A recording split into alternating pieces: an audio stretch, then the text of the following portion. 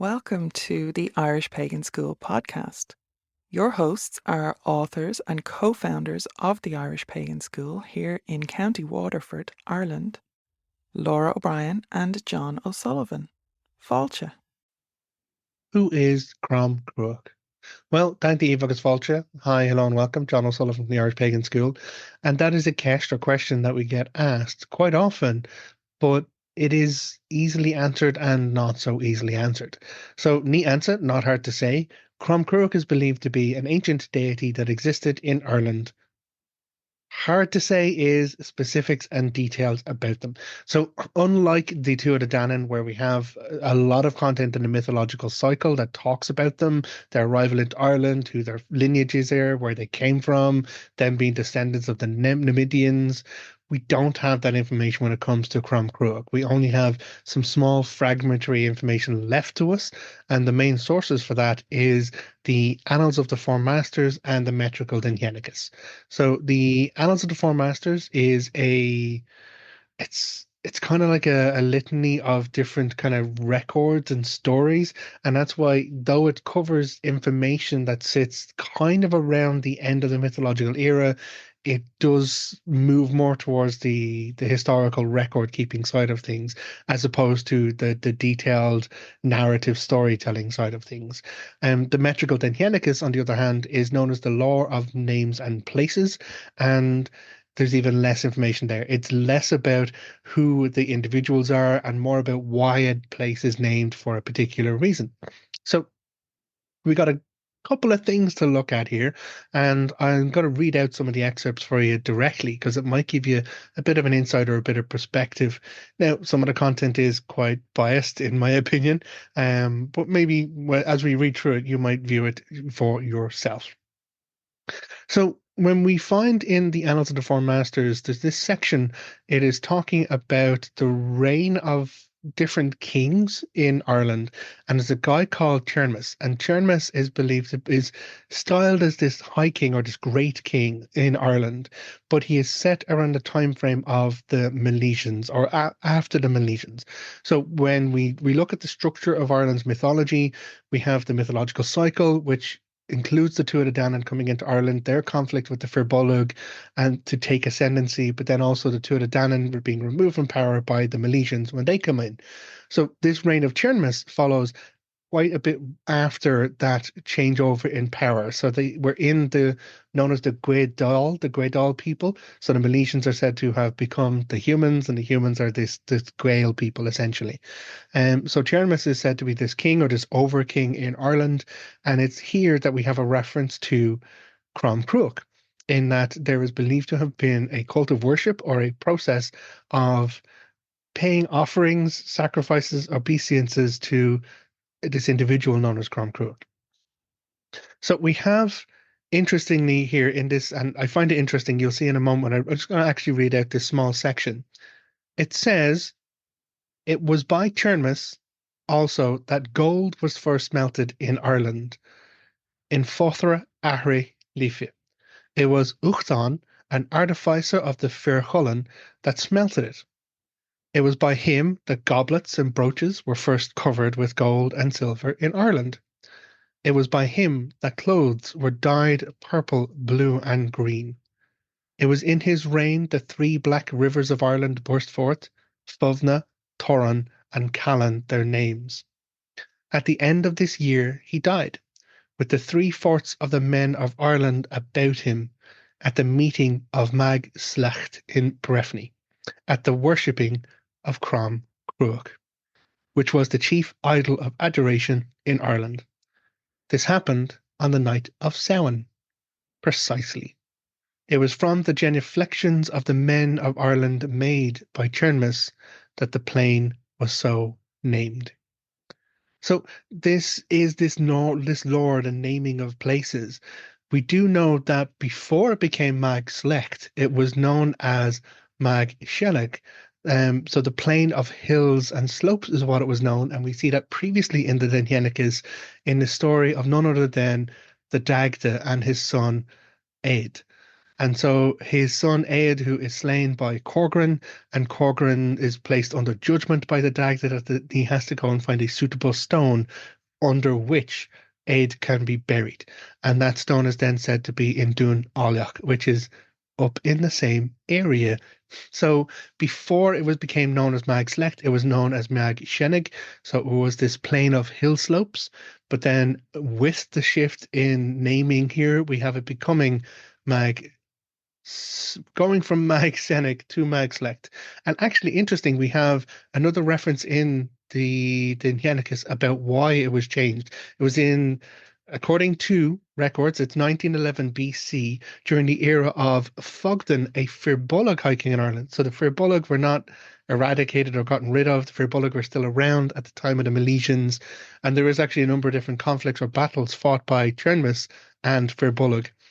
But it was during the reign of this Firbolg king specifically, that it went from being Magh Slécht, which was the plain of hills and slopes, to becoming known Magh Slécht, and that is the plains of prostrations.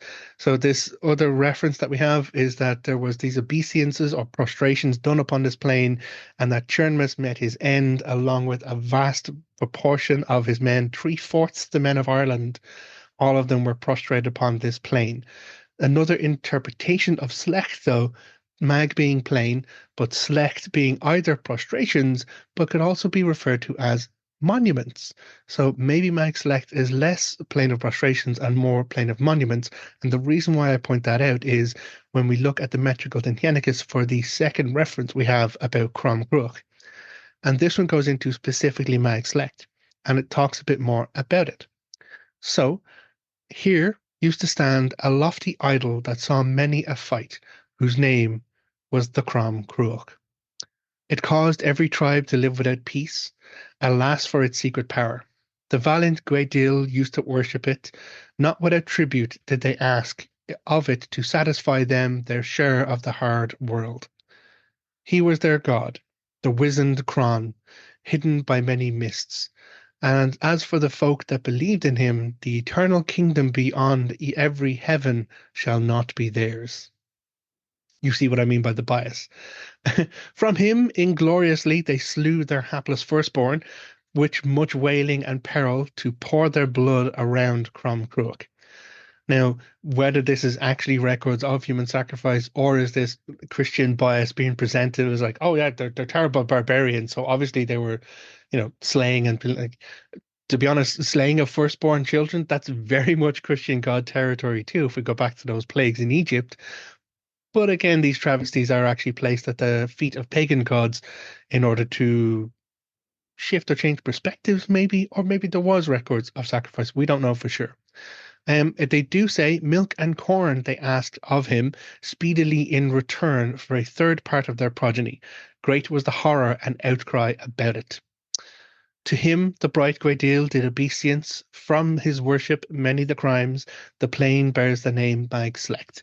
So in this version of the tale, it's Magh Slécht because of the prostrations and the horrors, that the naming wasn't changed for any other reason other than this particular worship or horrible worship or horrendous activities surrounding Crom Cruach. Thither came Turnmis, prince of distant Tara, one Samhain Eve, and with all of his host the deed was a source of sorrow to them. They stirred evil, they beat palms, they bruised bodies, wailing to the demon who held them in thralls. They shed showers of tears, weeping prostrate. Dead the men, void of sound, strength, and hosts of Banba, the land-wasting Turnmis in the north, through the worship of Crom Cruach, hard their hap. So difficult was their life, specifically because they worshipped Crom Cruach. For well I know, save the fourth part of eager Gweedil, not a man, lasting the snare, escaped alive without death on his lips. So this is the poetic or romanticized way of saying that, pretty much three-fourths of them died. Round Crom Cruach the hosts did obeisance, though it brought them under mortal shame. The name cleaves to the mighty plain. And this is where, interesting, we have the record, the last few lines of this. makes me wonder, is it less planes of obeisance and like prostration and more planes of monuments? Because we get a description here. It says, ranged in ranks stood idols of stone, 4 times 3. To beguile the hosts grievously, the figure of the Crom was formed of gold. Since the kingship of Ermin, bounteous chief, worship was paid to stones till the coming of the noble Patrick of Ardmacha. He plied upon the Crom a sledge from top to toe, and no paltry prowess he ousted the strengthless goblin that stood there. So again, this version of the narrative around Magh Slécht, written by early Christian monks, does seem to include many of the tropes or many of the particular things you would put in order to undermine or the understanding or the belief of anything other than the one true God of Christianity. But still, for that, there are some interesting points that are brought in. When we have it being referred, going from Magh Slécht, Mag to Magh Slécht, is it possibly plain of monuments? Because there were 12 stone idols around a golden statue. So is it that it was plains of prostration, or was it that there were actually this physical place where people would go and worship? Now, of course, Patrick of Ardmacha is the very famous St. Patrick, the Welsh guy who came in to become the patron saint of Ireland. Different story, different time. We have some content on there if you want to know true stories about Patrick. Not the greatest guy in all the world, to be honest. Bit of an ass. And a lot of the stuff that's attributed to him wasn't actually done by him. So beautiful propaganda piece and huge play done by the Christian Faith Catholic Church, in essence. But these two references that we have about Crom Cruach gives us interesting insights. Like, so if there is this erected place where people would go and worship, and it wasn't just random people, it was a king would go and bring most of his people to worship there. In the first version, in the first information I read out to you, it doesn't talk about horribles and sacrifices and murders. It does mention deaths, yes, absolutely, but it also talks about the smelting of gold. So it's during Chermis's time that there was the first smelting, and then there was also the skill in creating and dyeing colors that would not have been existed in Ireland beforehand.